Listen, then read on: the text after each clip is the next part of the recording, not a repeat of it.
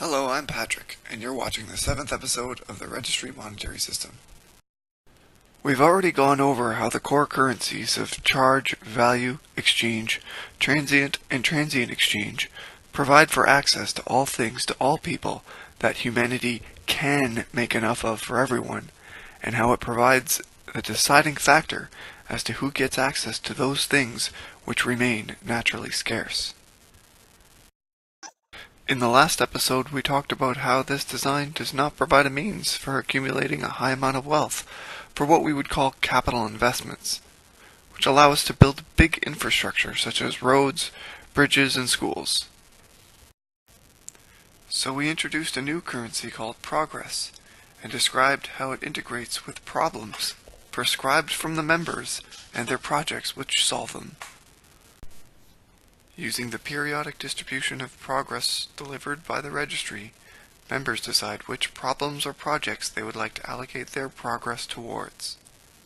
If they want to allocate more progress to one project or problem over another, they will have to decide which other problem or project to take it away from, which now captures metrics to implement the one mind of humanity for it to decide on what has importance and where we should all concentrate our efforts towards.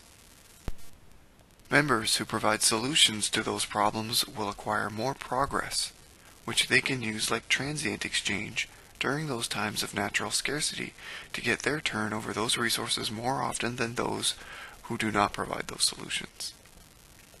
But that doesn't go to say that those who do not have projects suffer. They too will have the ability to offer their services to humanity without a prescribed project to do so.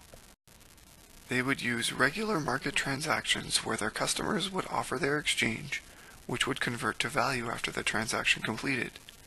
And in turn, the provider would present some combination of charge and/or value, which would convert into exchange after the transaction, as we've gone over numerous times in previous episodes. So this is all fine and good, but there's one last problem that our existing fiat monetary system fails to deliver on sufficiently, that the last currency we introduced at the end of the previous video was designed to solve directly, called reserves. It solves the problem of sustainability and provides a means for members to democratically decide what things in the world should have scarcity, even though they may not seem to have it at the moment, such as trees, clean air and water, or other such natural resources. It also provides a means for people to state what behavior should have deterrence, such as violence, stealing, hate crimes or hate speech, and even driving too fast. Reserves work very similar to progress. Every member receives the same amount of reserves as they do charge and progress during the periodic distribution of currency from the registry. Members can commit to and own surveys, which behave similar to projects. They trace to solutions to overarching problems. Just like progress, members can allocate their reserves to problems when they do not have an affinity toward the solution, or to surveys when they do. The registry will periodically distribute reserves from problems to their surveys, weighted by their popularity based on members' direct contribution. Surveys define what the members think or has measured as scarce, or as aberrant behavior. As an example, a problem could have a description of criminal behavior, or a particular behavior like violence, or even more particular like physical violence.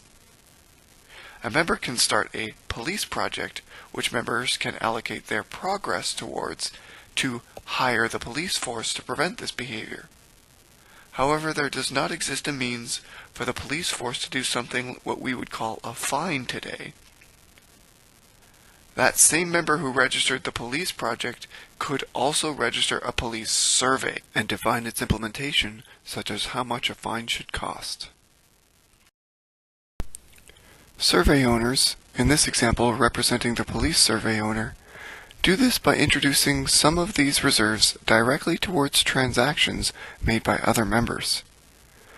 For example, the next time a criminal attempts to purchase luxuries, or anything else deemed appropriate by the survey owner, that survey owner could allocate those reserves to destroy some combination of progress, exchange, or transient exchange spent by that criminal.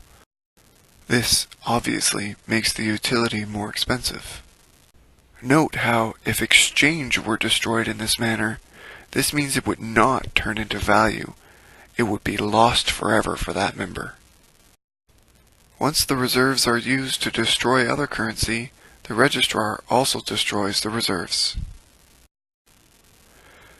Members or survey owners also have the ability to allocate their reserves directly towards progress before they get distributed from problems to their projects, essentially downvoting the popularity of that project. And it works like this.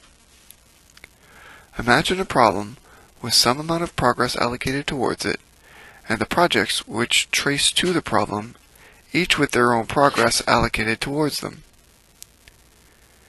Members can allocate their reserves to some subset of the projects they do not like the solution for. This destroys the progress in that project, but also changes the weighted distribution of the progress allocated from its problem. This describes the 7 fundamental currencies which define the registry monetary system. In future episodes, we'll show examples of implementations and how it corrects most of the problems of our fiat monetary system. Thanks, Serena, for your help, and for all of you for watching.